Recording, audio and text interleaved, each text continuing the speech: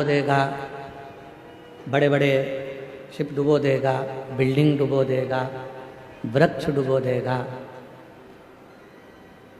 सब कुछ डुबोने की सामर्थ्यता समुद्र के जल में है, पर समुद्र तेल की एक छोटी सी बूंद को डुबो नहीं सकता। क्यों? इसलिए तेल एकदम हल्का होता है, एकदम हल्का। उसने अपने अंदर भार तत्व को नहीं लिया है। शिव महापुराण की कथा कहती है जैसे समुद्र सबको डुबोने की सामर्थ्यता रखता है पर तेल की एक बूंद को डुबो नहीं सकता है, उसी तरह शिव पुराण की कथा कहती है, भगवान शंकर का चरित्र कहता है कि संसार सागर में आकर सब डूबना है, पर जिसने भगवान शंकर की शरणागति ग्रहण कर ली उसको संसार सागर भी डुबो नहीं पाता।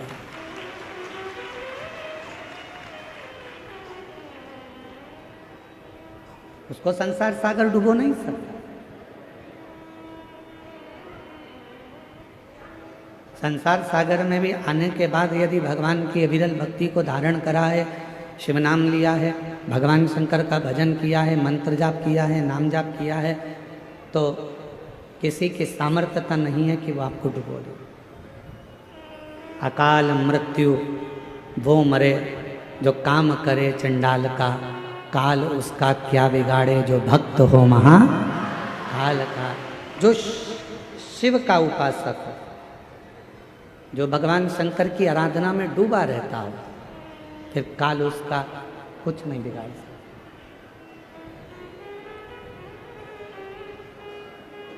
काल उसको छू नहीं पाता।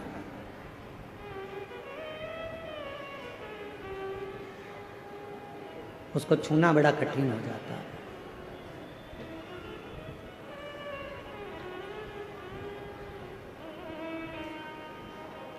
आप कितना भगवान के प्रति समर्पित हैं, आप कितना मंत्र जाप कर रहे हैं, आप कितनी शिव की आराधना कर रहे हैं, आप कितनी शंकर की साधना कर रहे हैं, ये आपके ऊपर निर्भर करता है।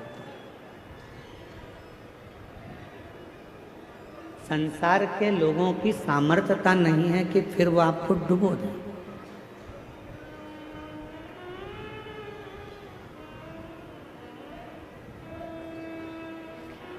यहाँ सागर खंडेलवाल जी बैठे हैं रायपुर से। कहाँ बैठे लोग?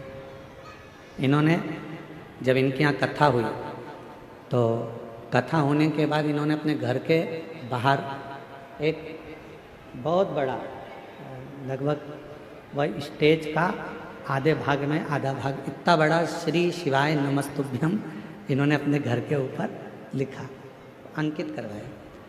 तो सूचना मिली हमको, फिर हमने इनसे बात करी कि ये श्री शिवाय नमस्तुभ्यम आपने इतना बड़ा लिखवाया, छोटा भी लिख सकते थे, क्यों लिखा?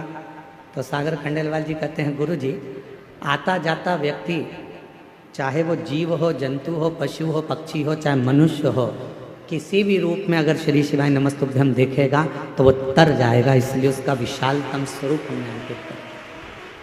विशाल, मैं धन्यवाद देता हूँ आपको, बहुत बहुत साथ। बैठिए। एक मंत्र, एक जप, एक साधना, एक आराधना जब हम मूल रूप से ग्रहण करते हैं,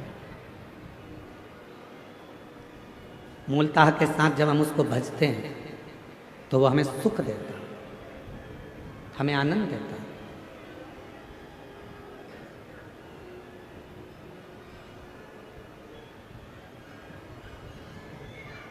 यजमान जितेंद्र जी जायसवाल जी के बड़े छोटे सुपुत्र आर्यन जी से हम बात कर रहे थे। जितेंद्र जी, तो आर्यन से हमने पूछा कि इस क्षेत्र में इतना विशालतम कभी कोई कथा, कोई सत्संग आपके यहाँ हुआ है? तो आर्यन जी बोल रहे थे कि गुरुजी, वो तो बाबा की कृपा है और भोलेनाथ जी ने इस कथा को करवाया। हमको ही नहीं मालूम पड़ रहा कि कैसे कथा चल रही है और कैसे शिव भक्त इसको श्रवण कर। आर्यन साधुवाद है आपको इस चीज़ के लिए। तो ये शिव की कृपा के बिना नहीं हो सकता। आप अपन सोचें कि ये अपन कर रहे हैं तो ये नहीं है। मेरा आपकी कृपा से सब काम हो रहा, मेरा आपकी कृपा से सब काम हो रहा। करते हो भोले बाबा मेरा नाम हो रहा है, करते हो भोले बाबा मेरा नाम हो रहा है। भोले आपकी कृपा से सब काम हो रहा है, शंभु आपकी कृपा से सब काम हो रहा। जरूरी नहीं कि जिंदगी में हम आए हैं और हम जैसा सोचें वैसा ही हो। जरूरी नहीं है कि हम संसार सागर में, देखो भगवान ने आपको और हमको जन्म दे दिया, शरीर कैसा देना था ये उसको मालूम, हमारे पूर्व का कैसा कर्म था उसके अनुसार हमारा शरीर मिला। आपको और हमको जो शरीर मिला ये हमारे पूर्व के कर्म के अनुसार। आप सुंदर बनकर जन्मे, भगवान की कृपा है। आपके हाथ भगवान ने दिए, भगवान की कृपा है। आपके पांव भगवान ने दिया, भगवान की कृपा है। नेत्र दिए, भगवान की कृपा है। जिह्वा दी, वाणी दी, भगवान की कृपा है। श्रवण शक्ति दी, भगवान की कृपा है। बुद्धि दी, भगवान की कृपा है। शरीर कैसा देना था ये परमात्मा ने हमारे पूर्व का स्मरण कर कर, पूर्व के खातों को देखकर तब भगवान ने हमको दिया। यहाँ जितने लोग बैठे हैं, अगर आप में से किसी ने लोन लिया हो तो बैंक वाले पुराना हिसाब देखते हैं।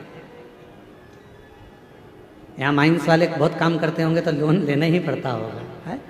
तो लोन लेते होगे तो पुराना हिसाब देखा जाता है।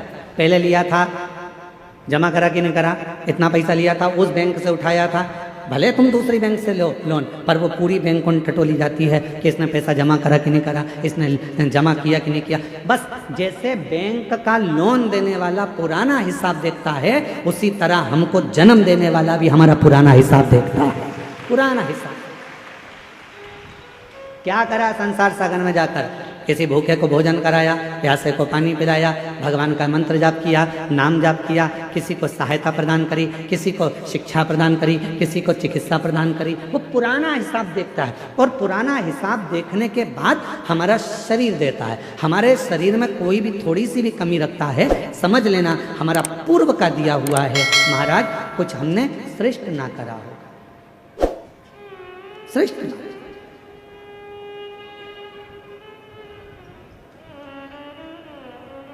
धृतराष्ट्र नेत्र नहीं है।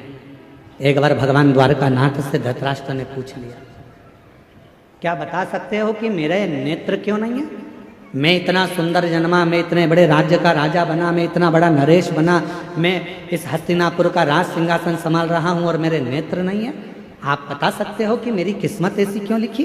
भगवान द्वारकानाथ ने कहा, पूर्व जन्म में तुम एक सुंदर राजकुमार थे, एक हंस को देख लिया था, उस हंसनी को पकड़ने के चक्कर में वो तुम्हारे हाथ ना आई तो उसके साथ में जितने भी लोग बच्चे थे उन सब के नेत्र तुमने हर लिए थे, इसलिए तुम्हारे नेत्रों को हरा गया। पूर्व का करना। कोई पिछले जन्म के अच्छे कर्म मुझे बाबा दे, कोई पिछले जन्म के अच्छे कर्म मुझे बाबा तेरा साथ मिला। जहाँ सारी दुनिया झुकती है, जहाँ सारी दुनिया झुकती है, मुझे वो आली दरबार मिला, दरबार मिला। कोई पिछले जन्म के अच्छे कर्म मुझे बाबा तेरा साथ मिला। पूर्व का हमारा कोई अच्छा पुण्य होगा, अच्छे हाथ पैर दे दिए। पूर्व का हमारा कोई पुण्य होगा, बोलने के लिए वाणी दे दी। पूर्व का अच्छा पुण्य होगा, देखने के लिए नेत्र दे दिए महाराज। और भगवान ने सब कुछ दिया, पूर्व का पुण्य। और फिर याद रखो, हमारे और आपके पिछले जन्म का कोई अच्छा कर्म होगा जो शिव महापुराण की कथा कच्चे गांव में दे दी, ये पुण्य है।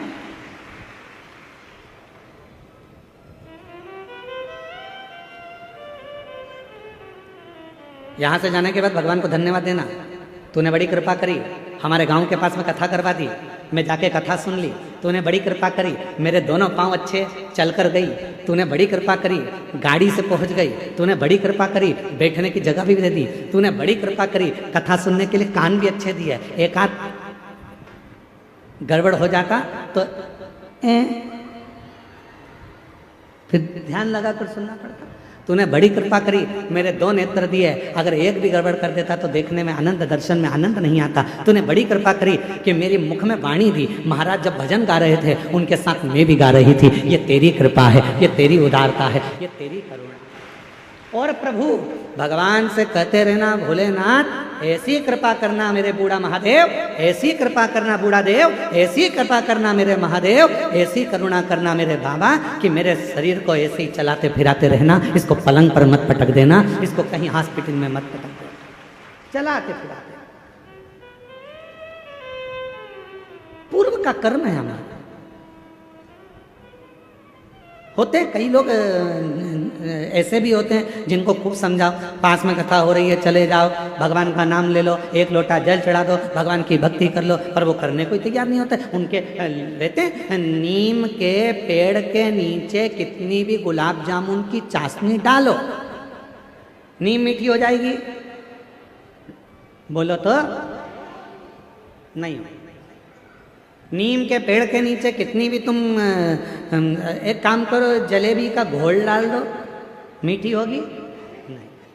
चलो जान दो। अच्छा, करेले के पेड़ के नीचे, करेले के पौधे के नीचे, करेले की बेल के नीचे आप गुलाब जामुन की चाशनी डालो, रसगुल्ले की चाशनी डालो, क्योंकि वो रसगुल्ला खाने के बाद उसका पानी तो काम आता ही नहीं है। तो एक काम करें अपन कि करेले की बेल के नीचे डाल देते हैं तो करेला मीठा हो जाएगा।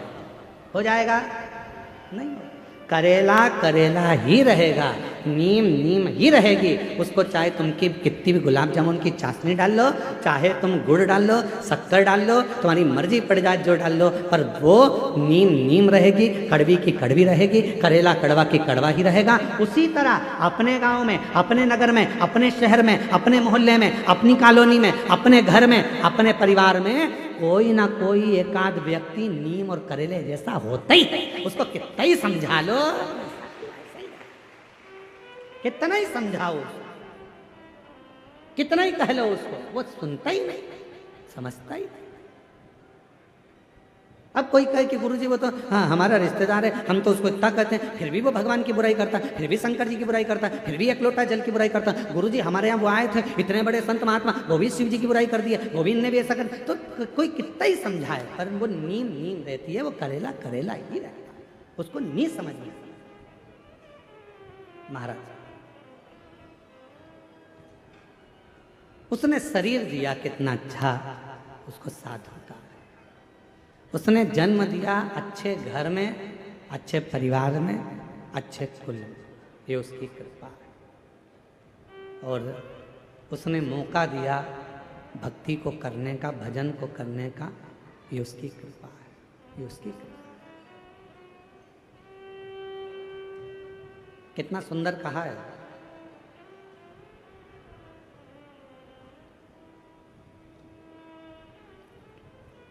एक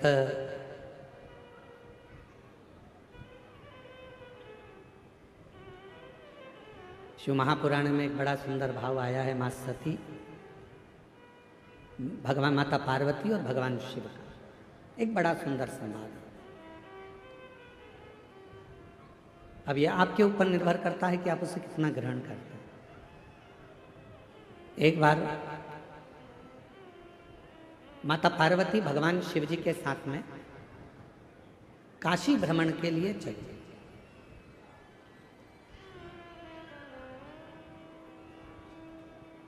नंदी पर बैठकर माँ पार्वती जी बाबा भोलेनाथ जी के साथ चलिए।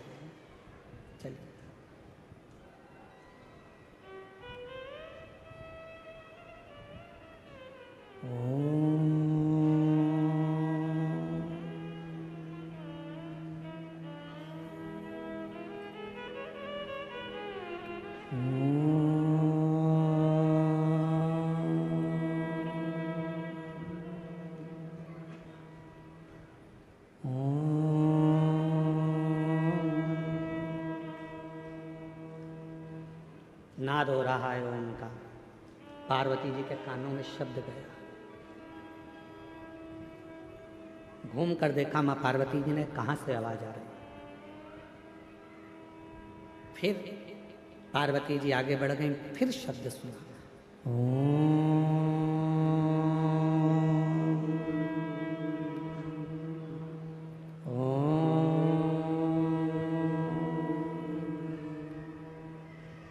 फिर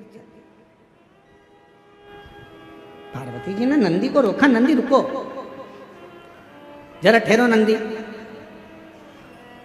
रुका नंदी। शिव जी ने पूछा पार्वती क्या बात है, तुमने नंदी को क्यों रोका है? पार्वती जी कहती है मुझे कोई मंत्र का जाप कर रहा है, कोई मंत्र बज रहा है, और कोई मंत्र का जाप कर रहा है, इसलिए मेरा मन कर रहा है कि एक बार उसको देखूं तो सही कौन मंत्र का जाप कर रहा है।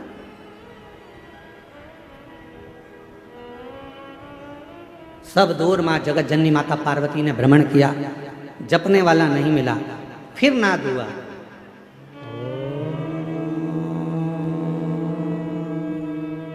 आप भी बोलो साथ में। लंबा स्वर बनाकर ओम का उच्चारण करने से नेत्र की ज्योति बढ़ती है। लंबा उच्चारण करने से, ओम का नाद करने से बुद्धि में एक अंदर कंपन उत्पन्न होता है, उससे पैरालिसिस की बीमारी, लकवे की बीमारी नहीं होती है। ओम का लंबा उच्चारण करने से अगर शरीर में हाथ पैर में कंपन होता है, चाय का कप या अपनी उंगलियां या हाथ कांपने लगते हैं, तो वो कंपन दूर होता है। आप भी साथ में बोलिएगा, लंबा उच्चारण करना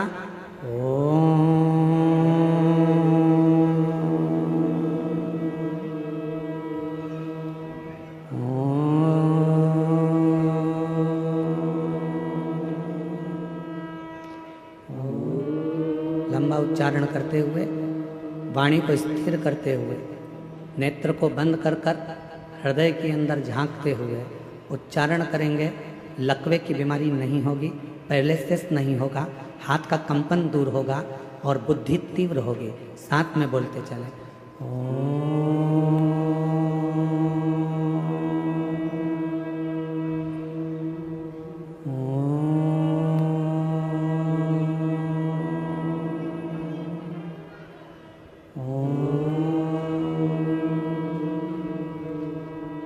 पार्वती जी का ध्यान गया, कोई दिख नहीं, कुछ नहीं दिखा।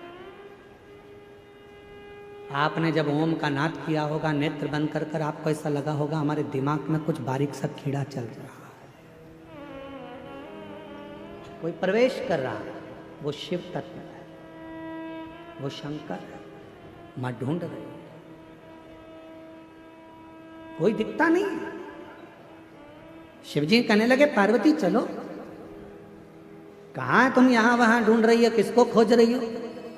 शिव महापुराण की कथा में वर्णन आता है कि शंकर भगवान की कथा के अंदर बैठकर या पूरे संसार में, ब्रह्मांड में कोई भगवान शंकर के ओम नाद को, पंचाक्षर मंत्र नमः शिवाय को, षडाक्षर मंत्र ओम नमः शिवाय को या श्री शिवाय नमस्तुभ्यम का संसार में कोई भी उच्चारण करता है, उसको मां पार्वती ढूंढ कर ही रहती है और उसे वर देकर ही रहती है। मेरी मां जगत जननी उसको वर प्रदान करती है।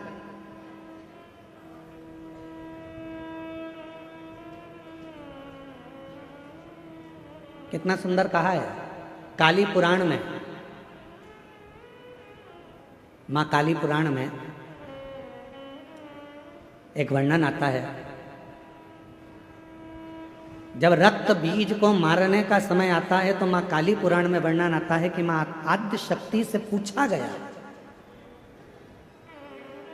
ये इतने विकराल असुर हैं, राक्षस हैं, इनका संहार तुम्हें करना है तो तुम इनको कैसे मार सकती हो? तो माँ आद्य शक्ति, काली पुराण में वर्णन आता है कि माँ आद्य शक्ति ने कहा, जब मैं किसी एक मंत्र को पकड़ लेती हूँ और उस मंत्र का बार बार उच्चारण करती हूँ तो वह मंत्र मुझे अंदर से शक्ति प्रदान करता है और रक्त बीज जैसे राक्षस तो यूं ही मर जाते हैं, असुर संहार हो जाता है। नेत्र बंद कर सब एक बार फिर उच्चारण के साथ लंबे ओम नाद, शरीर के रोगों को दूर करने के लिए, शक्ति को प्रदान करने के लिए, शिव भक्ति को प्रदान करने के लिए।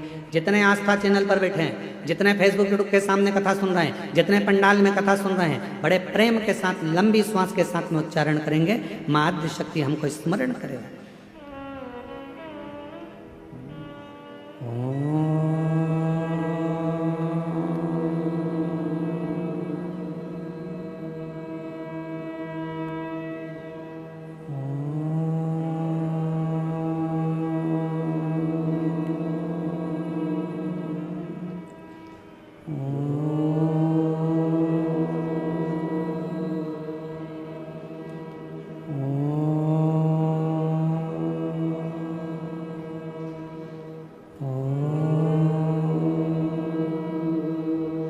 धीरे धीरे अपने नेत्रों को खोलें।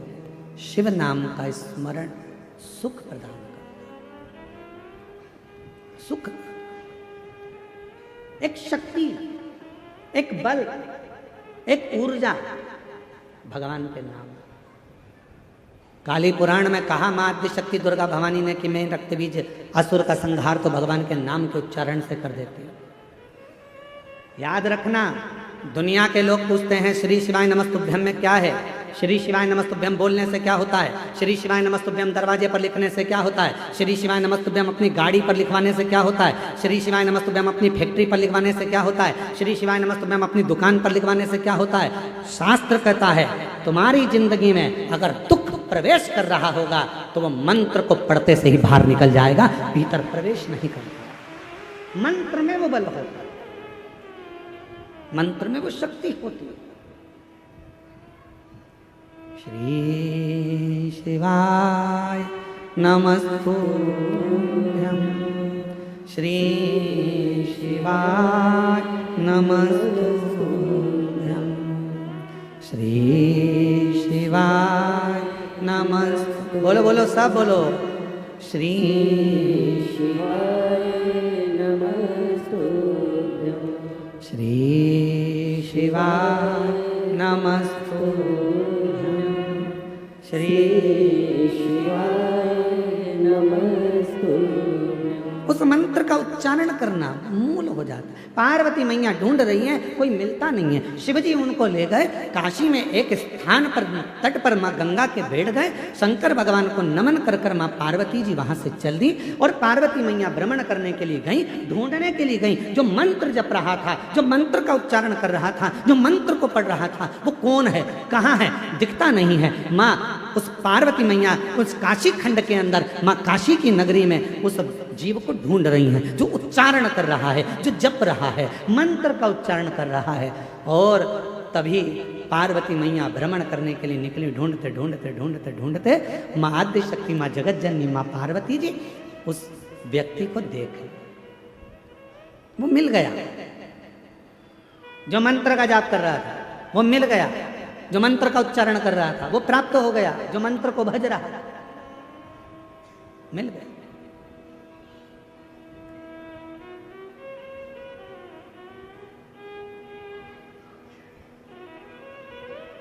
शिव जी से पार्वती जी ने विनय करी, मैंने उसको ढूंढ लिया है जो मंत्र पढ़ रहा था, जो मंत्र का जप कर रहा था, मैंने उसको ढूंढ लिया।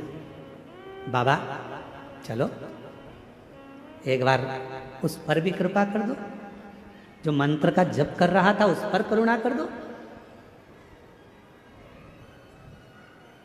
शिव जी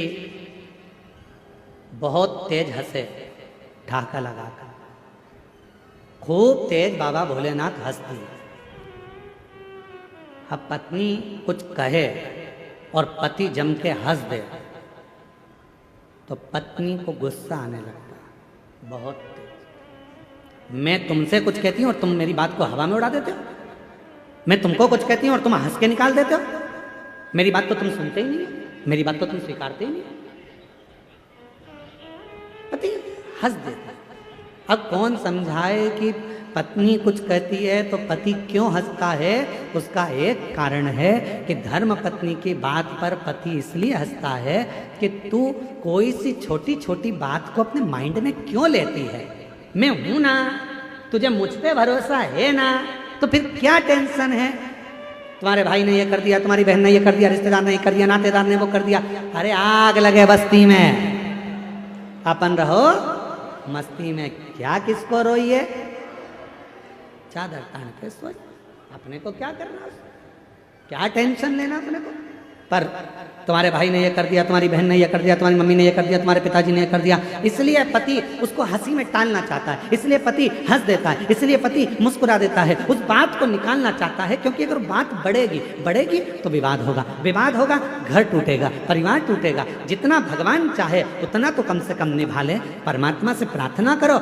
आज के जमाने में भाई भाई, बहन बहन, देवरानी जेठानी, नाते रिश्ते निपते नहीं है। आज के जमाने में लोग मित्र बनाते हैं, उनको निभाने का प्रयास करते हैं। किसी से स्नेह कर लेते हैं, उसको निभाने का प्रयास करते हैं। ईमानदारी से बोलो, जब भाई नहीं निभ रहा, बहन नहीं निभ रही, परिवार नहीं निभ रहा, तो कितने भी रिश्ते बना लो वो कभी निभ नहीं सकते। जो आपस के नहीं निभ रहा है वो दूसरे के क्या नहीं निभेंगे? प्रेम की प्राथमिकता।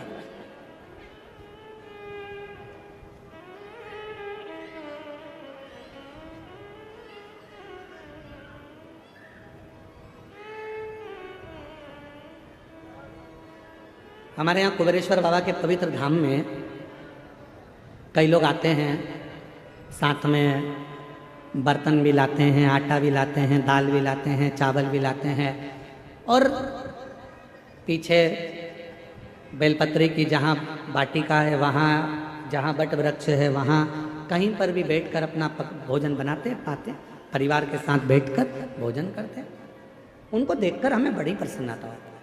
हम कई लोगों से मिलने भी जाते हैं, वहाँ पर अगर सीहोर रहते हैं तो हम उनके पास जाते हैं, बोलते हैं भगवान बड़ी कृपा करा है आप पर कि कम से कम आज आपका पूरा परिवार बाबा के धाम में बैठकर भोजन तो कर रहा है। इससे बढ़कर सुख और क्या हो सकता है?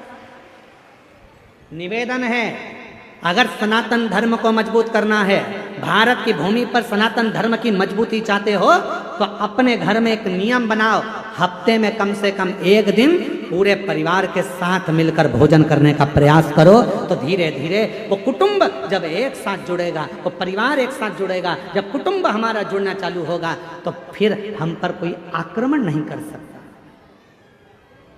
आक्रमण नहीं कर सकता।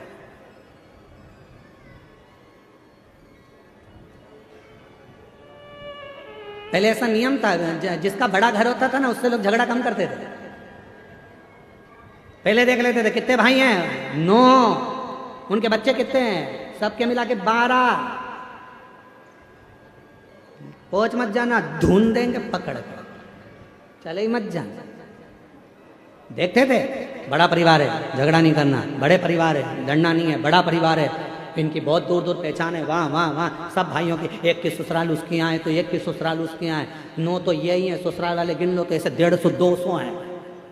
भीड़ मत जाना, लड़ मत लेना।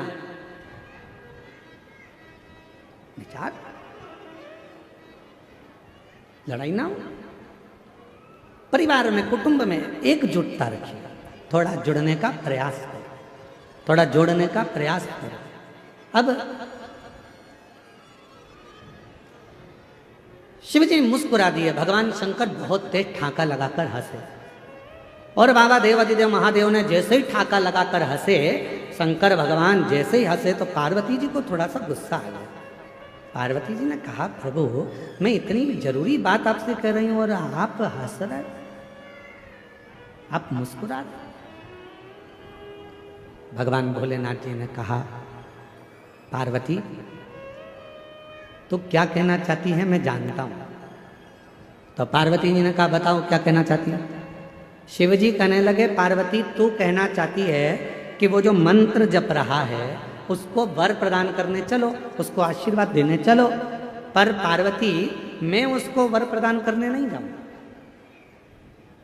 मैं उसको आशीर्वाद देने नहीं जाऊंगा। पार्वती जी कहने लगी ऐसा तो हो नहीं सकता, आपको चलना तो पड़ेगा। पार्वती जी कहने लगी क्यों नहीं जाओगे? शंकर भगवान बोले पार्वती बात इतनी सी है, जो वो मंत्र का जप कर रहा है, ओम का उच्चारण तो वो सही कर रहा है, पर मंत्र के बीच में एक त्रुटि कर रहा है।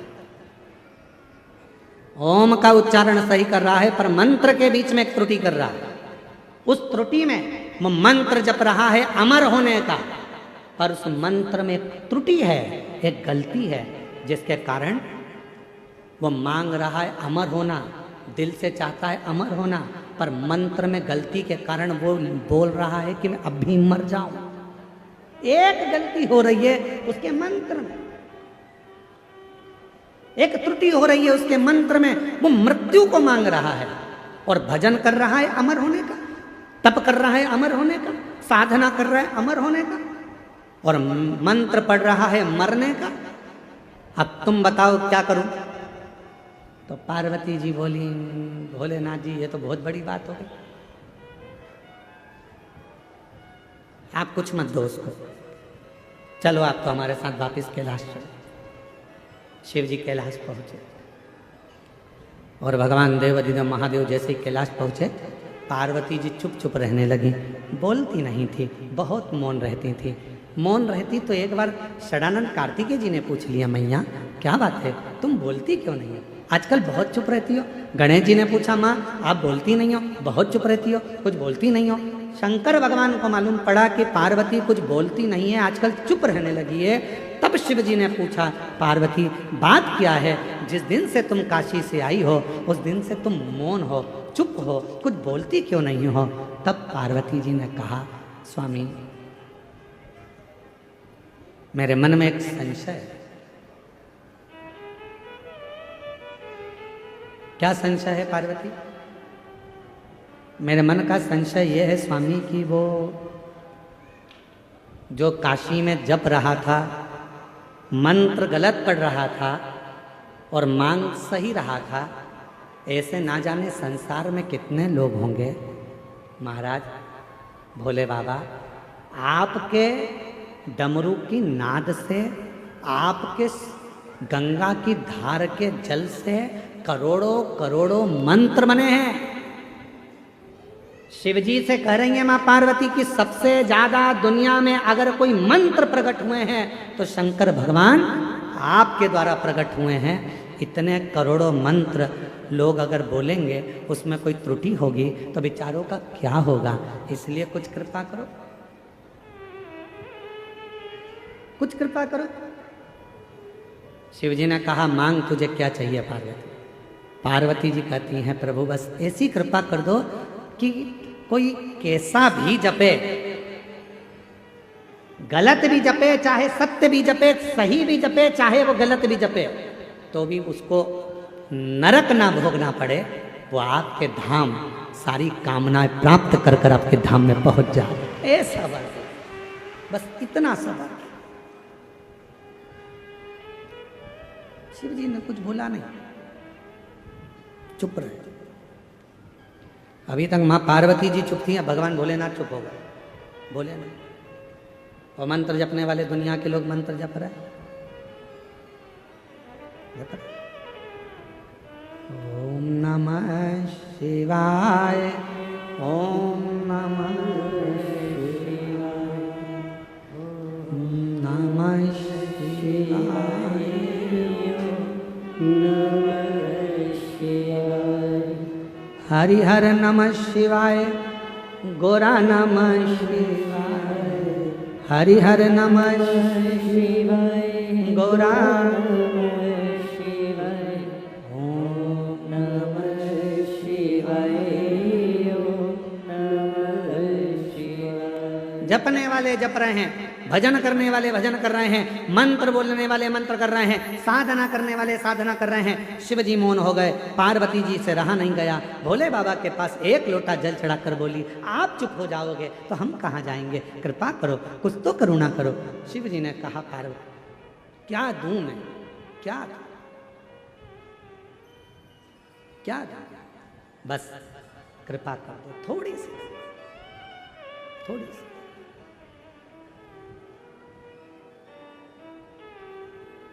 आप तो दयालु हो। पार्वती जी ने कहा, मैंने मेरे पिता हिमालय राज के मुख से सुना था, शंकर भगवान के शिवलिंग का भी अगर कोई स्पर्श ना कर पाए, पार्वती जी कर रही हैं, हिमालय राज के मुख से, मेरे पिता के मुख से सुना था, यदि कोई भगवान शंकर के मंदिर में जाकर भगवान शंकर के शिवलिंग का स्पर्श भी ना कर पाए, और यदि वो अपने घर से एक लोटा जल लेकर जाए और दोनों हाथों से जब उस लोटे को पकड़ता है, एक लोटे जल को वो जब दोनों हाथों से पकड़ता है, तो उसके हाथ की रेखाएं कितनी भी विपरीत हो, जल चढ़ते से ही वो रेखा सीधी हो जाती है। कितनी भी विपरीत क्यों ना, सारी समस्या का हल एक लोटा जल। एक पत्र है, देखिए,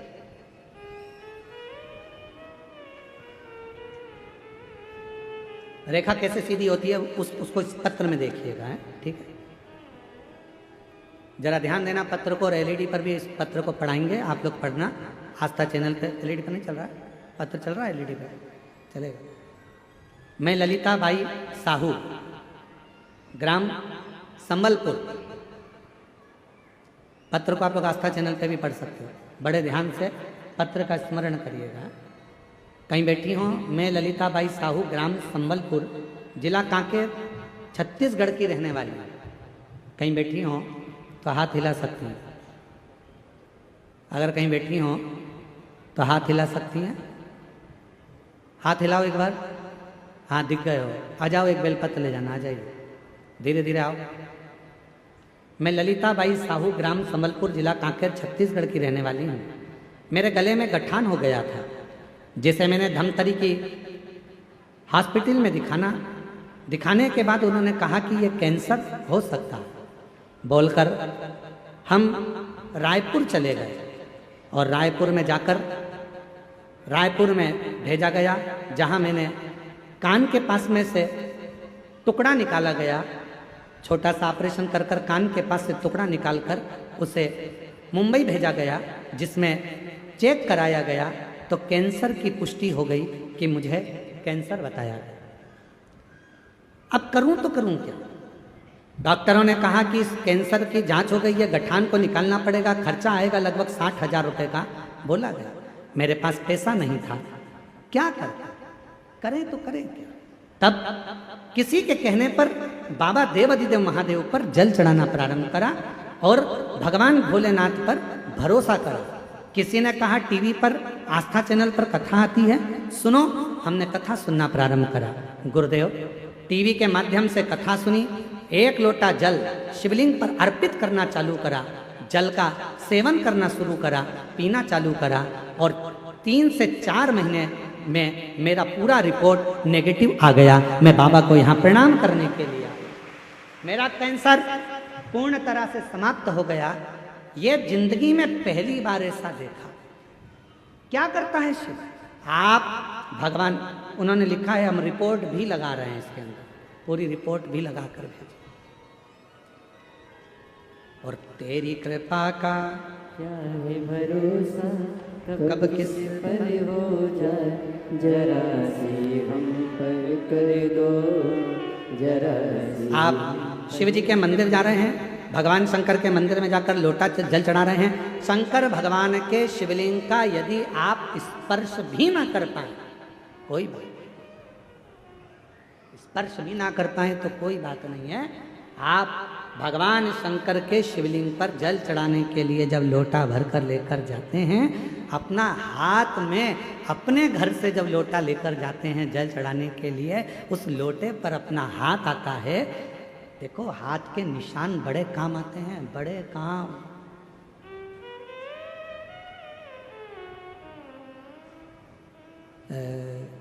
आधार कार्ड बनता था ना पहले, आधार कार्ड बनता था तो थंब लगाए जाते थे, उंगलियों के निशान ऐसे 5 उंगलियां लगाकर ऐसे देखा जाता था, 4 उंगली। फिर नेत्र, रजिस्ट्री कराने जाओ तो हाथ के थंब लगवाते। बोलो बोलो सही है कि गलत है? थंब लगवाते। कोई भी काम है तो उसमें थंब की जरूरत पड़ती है।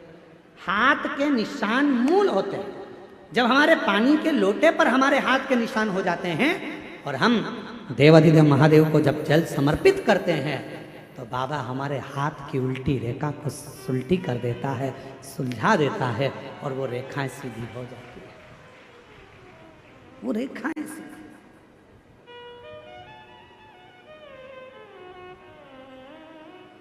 क्या नहीं देता शिव, क्या नहीं प्रदान करता। रेखा कैसे नहीं सुधरती? एक पत्र और है, देखो जरा कितना सुंदर पत्र है, वो भी देखिए।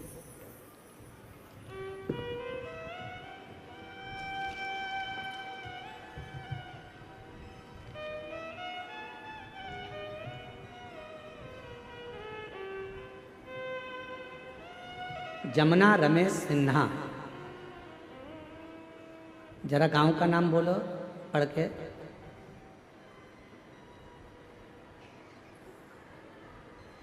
बोलो जम के तो बोलो। मरकतुल्ला, हाँ वो ठीक है। कच्चे, जिला बालोद, ठीक है। कहीं बैठी हो तो हाथ हिला सकती हैं जिनका ये पत्र है। जमुना रमेश सिन्हा, मरकतुल्ला, कच्चे, जिला बालोद। कहीं बैठी हो तो हाथ हिला सकती हैं और बच्चा आया हो साथ में तो उसको लेकर आ सकती हैं। मेरी शादी 2014 में हुई थी। अभी क्या चल रहा है? 25। 2017 में मेरा गर्भ ठहरा। 9 माह पूर्व के पहले ही 7 महीने में पुत्र की प्राप्ति हुई। वह स्वस्थ न होने के कारण चला गया। फिर 2019 में मुझे 2 जुड़वा बच्चे हुए, वो भी अस्वस्थ होने के कारण बस वो भी समाप्त हो गए। मैंने आस पड़ोस में शिव महापुराण की कथा के बारे में सुना। 2023 में बालोद में शिव महापुराण की कथा में पहुंची। बाबा के पंडाल में आकर अपने मन की बात कही और भगवान से अपने दिल की बात कही। खूब रोई क्योंकि मेरे इतने बच्चे चले गए। किससे कहूँ मैं? कथा सुनती रहती, रोती रहती। बैठी हुई एक महिला ने कहा, क्यों रोती है? मेरे बच्चे होते हैं वो मर जाते हैं। कहा, यहाँ की मिट्टी, पंडाल की मिट्टी को तेरे गर्भ पर लगा, बाबा देगा आपकी बार, स्वस्थ देगा। बाबा की ऐसी कृपा हुई। अगस्त 2024 में मेरा गर्भ ठहर गया और मैं पहुंच गई भगवान की कथा में धमतरी और वहाँ की मिट्टी को मैंने अपने गर्भ पर लगा लिया। गुरुदेव, 13 अप्रैल 2025 को मेरे गर्भ से जब बच्चे ने जन्म लिया, जन्म लेने के बाद भी बच्चा फिर पुनः कुछ महीने पहले हो गया। लगने लगा कि अब ये नहीं बचेगा। पर कहते हैं शंकर भगवान भाग्य की रेखा बदल देते हैं और शंकर भगवान के कथा का पंडाल की मिट्टी किस्मत बदल देती है। वही हुआ। मेरे बाबा ने मेरे गर्भ की लाज रखी और अब मेरा बच्चा स्वस्थ पैदा हुआ। मैं बाबा को धन्यवाद देने के लिए आई। शिव तत्व किसको कहते? कहीं बैठी हो तो एक बेलपत्र लेने के लिए आ सकते हैं।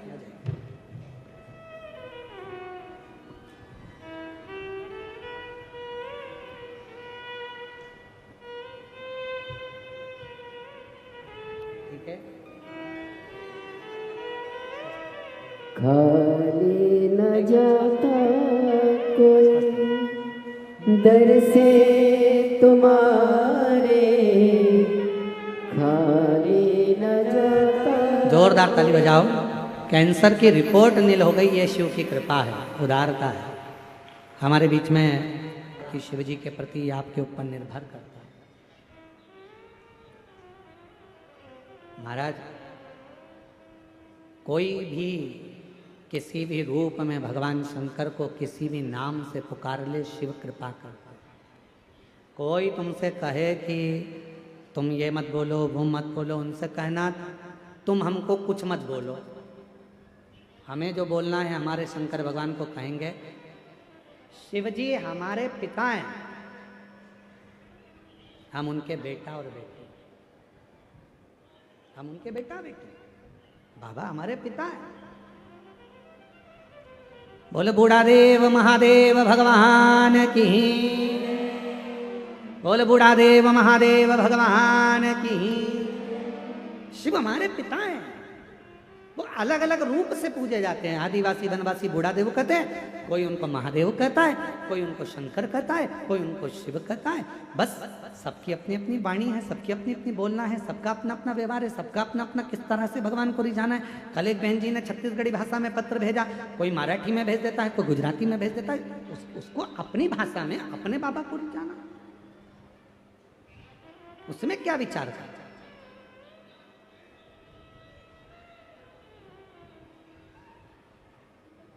शिव नाम कैसे भी जपो, भगवान शंकर का कैसे भी भजन करो।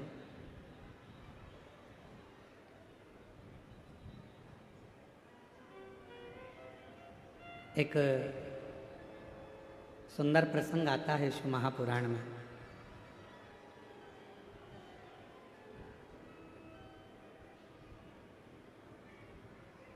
कि भगवान शिव के तेज पुंज से, माँ गंगा जी के जल से 6 पुत्रों का जन्म हुआ। उन 6 पुत्रों को कृतिकाओं ने पाल पोस कर बड़ा करा, तो उनका नाम कार्तिक है। कार्तिक कौन? भगवान शिव के पुत्र। कहते हैं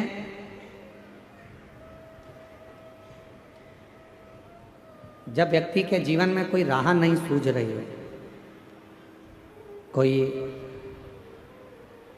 मार्ग नहीं मिल रहा हो, तब ये शिवलिंग है, जरा समझिएगा।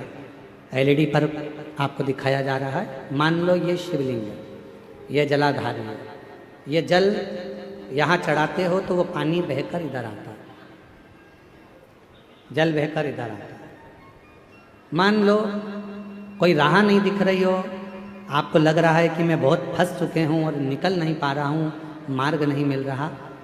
थोड़ा सा लाल चंदन जहाँ ये जल बहता है, इसके दोनों ओर, इधर गणपति इधर कार्तिक है, थोड़ा थोड़ा लाल चंदन दोनों जगह पर लगाना प्रारंभ करो और उत्तर की ओर मुख कर कर दक्षिण में खड़े होकर शिवजी को जल चढ़ाना प्रारंभ करो। 3 या 4 दिन तक आपने अगर दोनों जगह पर चंदन लगाकर दक्षिण में खड़े होकर उत्तर की ओर मुख कर कर भगवान के शिवलिंग पर जल चढ़ाया, पहले लगाना चंदन दोनों ओर लाल और फिर जल चढ़ाना। 3 से 4 दिन में स्वयं मेरा भोले बाबा आपको मार्ग निश्चित कर देगा और रास्ते क्लियर कर देगा। ज्यादा दिन नहीं, 3-4 दिन। कोई मार्ग यदि निश्चित नहीं। अच्छा, कई लोग ऐसे भी होते हैं कि वो केवल ये सोचते हैं कि हमने ये कर लिया और इसमें, ऐसा नहीं। शिव महापुराण की कथा कहती है कि आपको साथ में परिश्रम भी करना पड़ेगा, थोड़ी मेहनत भी करना पड़ेगा। एक पत्र है,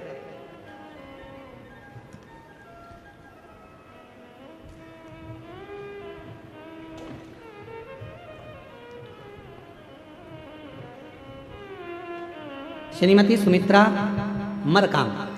पहले फोटो देखिएगा।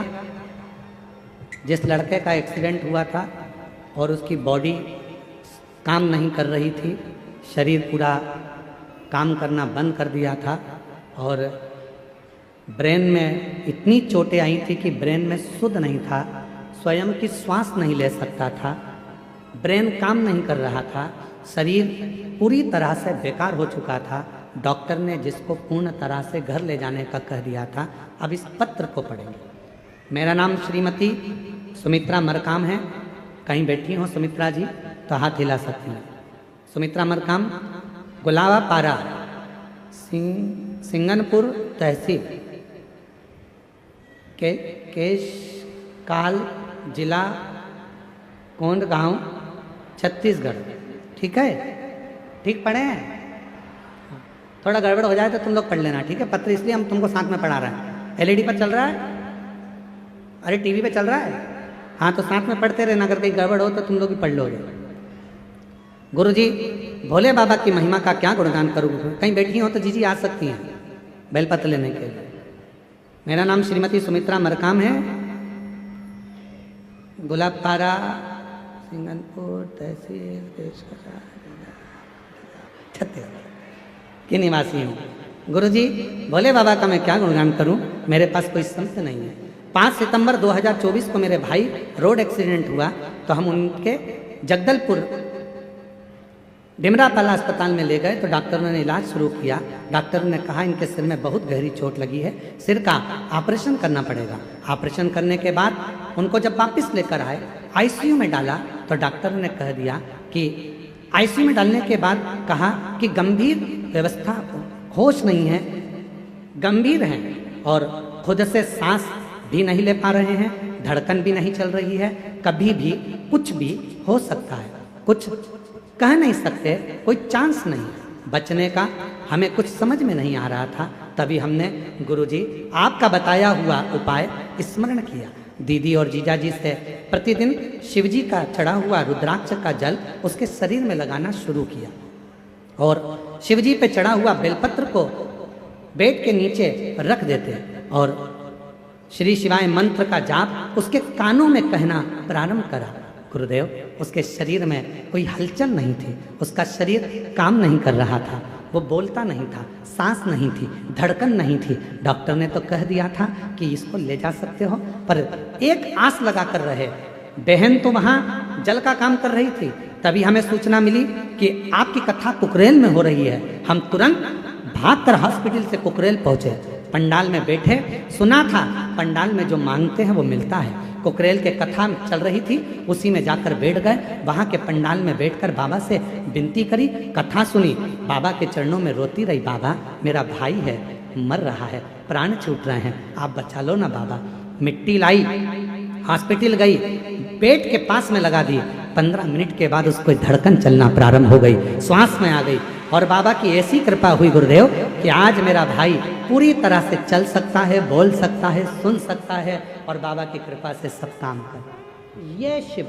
और नहीं तो दशा देख लो क्या है वापिस फोटो में, ना हिल सकता है, सिर में इतनी चोटें हैं, ना बोल सकता है, ना धड़कन है, ना श्वास है, कुछ भी नहीं है, बस पड़ा।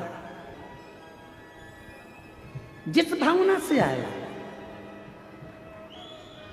फिर निवेदन करेंगे, ये कथा तो यहाँ पर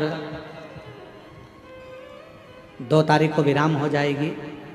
कल की कथा का समय तो यही 2 बजे से 5 बजे तक रहेगा, पर परसों 2 तारीख को जो कथा का समय रहेगा वो सुबह 8 बजे से 11 बजे तक रहेगा। सुबह 8 बजे से टीवी पर वही समय पर आएगी, पर टीवी पर कथा का समय आखिरी दिन का 1 बजे से 4 बजे तक रहेगा, पर कथा पंडाल में जो समय रहेगा परसों का वो सुबह 8 बजे से 11 बजे तक रहेगा। ये कथा तो 2 तारीख को विराम हो जाएगी। 7 तारीख से 13 तारीख तक कथा दंतेवाड़ा जिला में प्रारंभ हो जाएगी। शिव की कृपा से गीतम में जो कथा होगी वो भी 2 बजे से 5 बजे तक होगी। यदि मौका लगे, केवल कथा का पंडाल नहीं है, बाबा से अपने मन की बात कहने का एक स्थान, शिव को अपने मन की बात कहना। फिर से बोलो एक बार साथ में, भोला सब दुख काटो मारा, ओ भोला सब दुख काटो मारा। जम के आवाज नहीं आ रही है, जरा बोलो, भोला सब दुख, ओ भोला सब। शिव शंकर जपू तेरी माला, भोले बाबा जपूं तेरी माला, भोला सब दुख काटो मारा। ओ भोला सब दुख काटो मारा। ओ भोला सब दुख काटो। बाबा से अपने दिल की बात कहो, सुनेगा, स्वीकार करेगा, विश्वास अटल होगा परमात्मा में। षडानंद कार्तिकेय जी का प्रागट्य हुआ। 6 मुख षडानंद कार्तिकेय जी के, शरीर एक। कोई मार्ग नहीं मिल रहा हो तो फिर निवेदन है, जलाधारी के दोनों ओर लाल चंदन लगाओ, दक्षिण में बैठकर या खड़े होकर उत्तर की ओर मुख कर कर जल चढ़ाओ, बाबा से प्रार्थना कर कर आओ। 3 से 4 दिन में तुम्हें मार्ग जरूर मिलेगा, तुम्हारी राहें जरूर खुलेंगी। जोरदार ताली बजाओ। डॉक्टर ने मना कर दिया था, ना धड़कन थी ना श्वास थी, ब्रेन पूरा खुला हुआ था, ऑपरेशन पूरे सिर का हुआ है। डॉक्टर ने मना कर दिया था, ना ये उठेगा ना चलेगा, इसकी ज़िंदगी का कोई ठिकाना नहीं है। पर बाबा की कृपा से आज चलकर बाबा की कथा में आया है। जोरदार ताली। मेरी कृपा का क्या है भरोसा, कब किस पर हो जाए, जरा से हम पर कर दो, जरा से हम पर कर दो। मेरी कृपा का क्या है भरोसा, कब किस पर हो जाए, जरा से हम पर कर दो, जरा से हम पर कर दो। जिस पर भी हो गई तेरी कृपा करुणा, वो भव पार हुआ, भव पार हुआ। देखिए बाबा पर विश्वास कितना है वो मूल है। वो बेटी से पूछो, भाई हॉस्पिटल में पड़ा है, एक बहन हॉस्पिटल में संभाल रही है, एक बहन दौड़कर कथा के पंडाल में पहुंच गई और कथा सुनने के लिए बैठ गई, रोती रही, कथा के पंडाल में बाबा से विनय करती रही, मेरा भाई है चला जा। डॉक्टर ने जवाब दे दिया, बोल नहीं रहा, धड़कन नहीं है, श्वास नहीं है, ले जाने का कह दिया। बाबा संभाल, बाबा स्वीकार करो, स्वीकार। वो शिव है, वो शंकर है, वो घड़दानी है, वो शंभु है, वो त्रिकालदर्शी, वो कैलाशी, वो अविनाशी है। स्वीकार।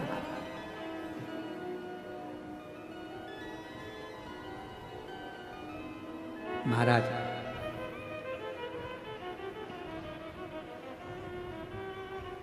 कार्तिकेय बाबा से मां अम्बा जगदम्बा माता पार्वती जी ने बुलाया। जगत जननी पार्वती जी ने कहा, षडानंद तुम्हारे जन्म का एक कारण है,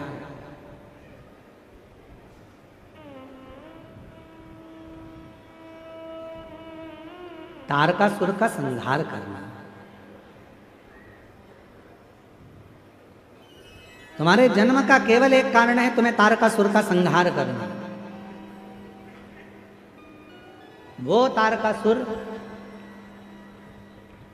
जिसने सारे देवताओं को परेशान कर कर रखा। कई लोग ऐसा सोचते हैं कि दूसरे को कष्ट देकर अपन सुखी हो जाएंगे। शिव महापुराण की कथा कहती है कि दूसरे को कष्ट देकर जिंदगी में आप कभी सुख पा ही नहीं सकते, कभी नहीं पा सकते।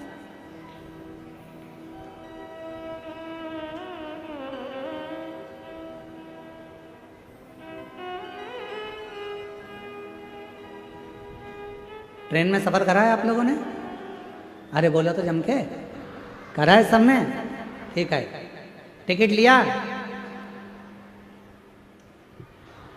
अरे बोलो तो, लिया ना? कई बार ऐसा होता है एकदम जल्दी से ट्रेन आ गई और टिकट नहीं लिया तो फिर अंदर जाके बैठे, इतने में कोई आता दिखा तो लगा टीसी आ रहा है, फिर कोई आता दिखा चेकर आ रहा है, पकड़ लेगा। कोई भी आएगा ऐसा लगेगा कि हमको पकड़ेगा। क्यों? क्योंकि हमने टिकट नहीं लिया। बस जैसे ट्रेन में सफ़र करते समय टिकट ले लिया, एकदम स्वतंत्र हो गए। तुम्हारी मर्जी पड़े जहाँ बैठो, तुम्हारी मर्जी पड़े पानी पियो, तुम्हारी मर्जी पड़े भोजन करो, तुम्हारी मर्जी पड़े कुरकुरा खाओ, और तुम्हारी मर्जी पड़े किसी के प्राण खाओ। तुम्हारा मन पड़े लड़ो झगड़ो, कोई क्या कर रहे हो तुम अंदर बैठ के, किसको मालूम? टिकट होना, अरे बोलो जम के, टिकट नहीं है तो टेंशन। खाने में भी मन लिया तो कुरकुरा लिया तुमने, वो ऐसा ऐसा क्या क्या ऐसा भेलपुरी खा ही रहे थे इतने में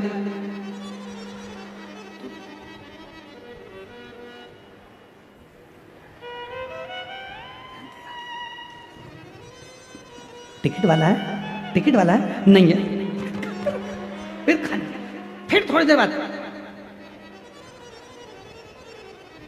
टिकट था तो आराम से खा लो, टिकट था आराम से बैठो, टिकट था आराम से पानी पियो, टिकट था खूब प्रेम से आनंद से खूब गप्पे मारो, खूब बात करो। पर टिकट नहीं है तो तुम स्वतंत्रता से रह नहीं सकते। उसी तरह टिकट है तो स्वतंत्र जिंदगी जी सकते हो, उसी तरह संसार रूपी ट्रेन में अगर बैठे हो और शंकर जी की शिव महापुराण की कथा का टिकट है तो कैसे भी जिंदगी जियो, मस्त, कोई टेंशन नहीं, कोई चिंता नहीं।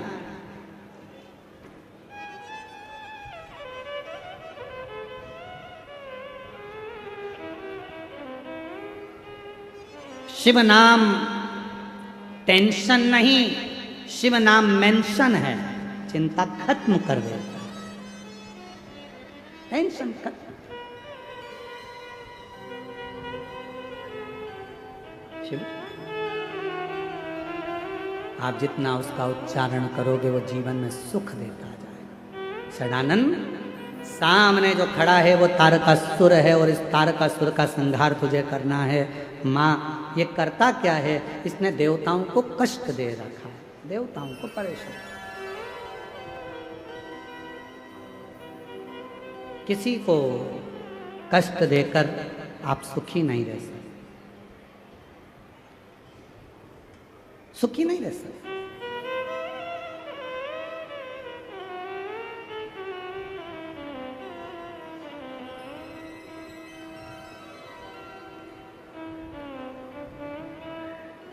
महाराज तारकासुर के उपद्रव को देखा, षडानंद कार्तिकेय जी ने कहा, माँ क्या मेरे जन्म का कारण यही है कि मुझे इस तारकासुर का संहार करना है? हाँ, तुम्हारे जन्म का कारण यही है कि तुम्हें इस तारकासुर का संहार करना है। तारकासुर का संहार जिंदगी में बन सके तो कुछ अच्छा करने का जब हम प्रयास करते हैं तो वो हमारे जीवन में खुद आनंदता प्रदान करने का शिव प्रयास करते हैं। देखो किसी को प्रसन्नता दोगे तो प्रसन्नता मिलेगी,